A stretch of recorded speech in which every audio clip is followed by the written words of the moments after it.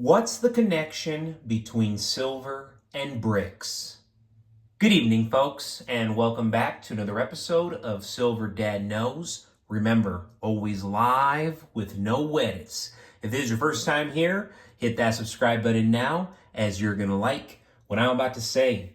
So yes, just to begin this evening, I am presenting some coins here that I feel are incredibly underrated and even undervalued.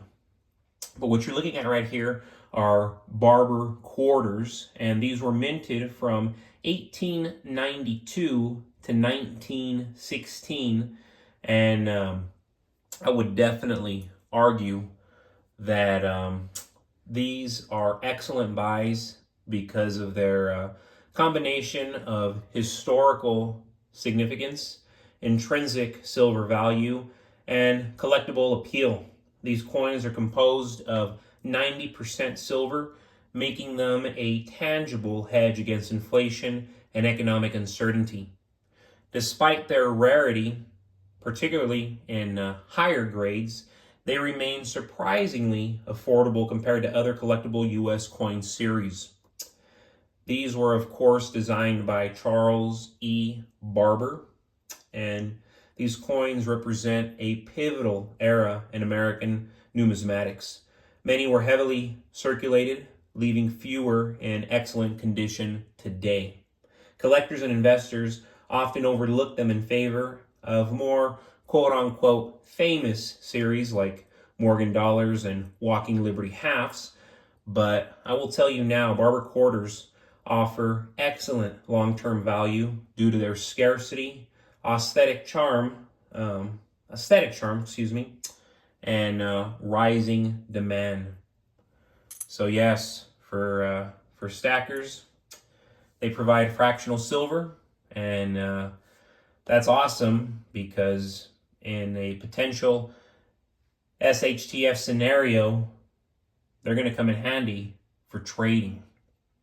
But yes, folks, going to the title of this video, the connection between silver and the potential BRICS economic takeover lies in the shifting dynamics of global financial power and the role of precious metals in monetary systems.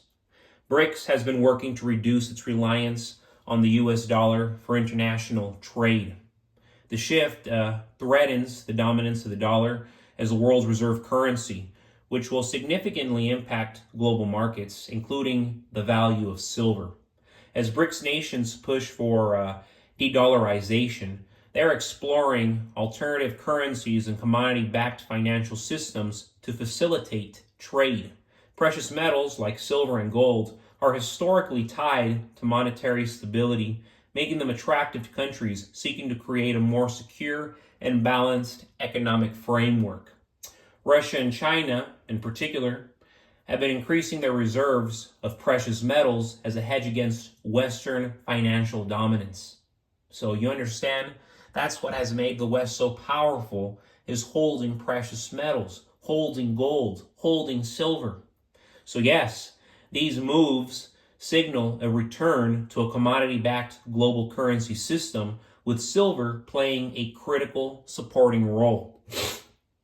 Silver is not only a store of value, but also a vital industrial metal, heavily used in technology, energy production, and manufacturing.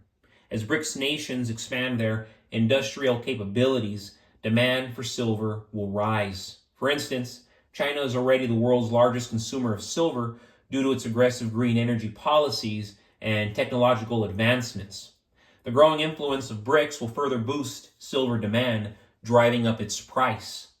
From an investor's perspective, silver becomes increasingly important in this scenario. If BRICS succeeds in diminishing the dollar's influence, Western economies will experience excessive inflation and economic instability. Historically, during periods of currency devaluation and global uncertainty, silver has served as a safe haven asset. Its affordability compared to gold makes it an accessible option for everyday investors. Anybody can get it as of now. And I really don't believe that's going to last. I think silver is going to become unaffordable for the common man the same way gold has become unaffordable for the common man. The potential BRICS economic takeover represents a paradigm shift in global power. As the coalition promotes alternative financial systems and reduces reliance on the dollar, precious metals like silver will become central to the new order. Investors attuned to this shift will find opportunities in silver as a hedge against economic turbulence and a means to benefit from increasing demand tied to BRICS-driven industrial growth. It's very interesting. All the things that are happening in this country really blows my mind, everything I read about. But the restaurant industry is reeling from a tough 2024 with thousands of closures due to soaring operating costs, rental delinquencies, and shifting consumer habits. Rising food and labor expenses combined with inflation have driven businesses to their breaking point, with some major chains like Wendy's, Applebee's, Denny's, they're shutting down numerous locations. Compounding the issue is the competition from delivery services, which have transformed dining patterns, further squeezing traditional sit-down restaurants. However, a potential silver lining is emerging. As companies like Amazon mandate employees return to offices, local businesses and restaurants near corporate hubs are anticipating a revival, with tens of thousands of workers heading back to physical locations. Foot traffic for restaurants, coffee shops, and nearby services will surge. Experts believe this will stabilize the industry and spark renewed growth in struggling areas. We certainly need it.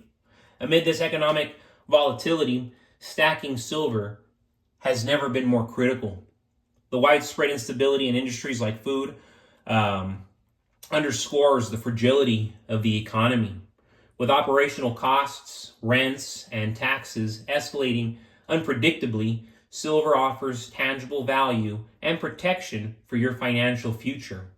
As the economy adjusts to new patterns, stacking silver ensures you remain resilient, even as industries face disruption. Don't just watch these changes. Prepare for them by investing in assets with enduring value. But folks, thank you so much for joining us for another evening of Silver Dad Knows. God bless you. God bless your household. And as always, God bless America.